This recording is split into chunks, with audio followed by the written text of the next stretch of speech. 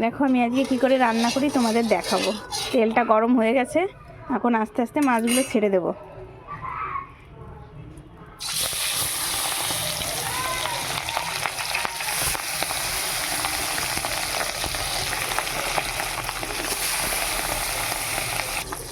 মাছটা এপিট করে ভাজা করে নিলাম, আর এইখানে সর্ষে পোস্ত আর কাঁচা লঙ্কা বেটে নেব। মশলাও বাটা হয়ে গেছে, এখানে মাছটাও হয়ে গেছে। মাছটা এখন নামিয়ে নিচ্ছি।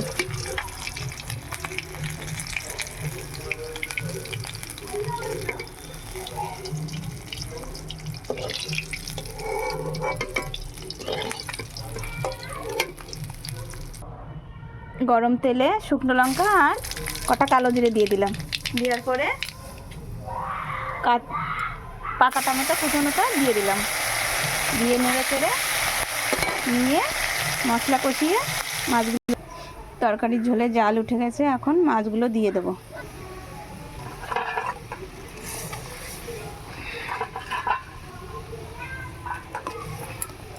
আর একটু জাল হলে পরে নাড়াচাড়া দিয়ে ধনেপাতা দিয়ে নামিয়ে নেব। রান্নাটা হয়ে গেছে, এবার নামিয়ে নেব। ধনেপাতা দিলাম, নামিয়ে নিয়েছি। দেখো কালারটা জাস্ট কেমন এসছে একবার বলো।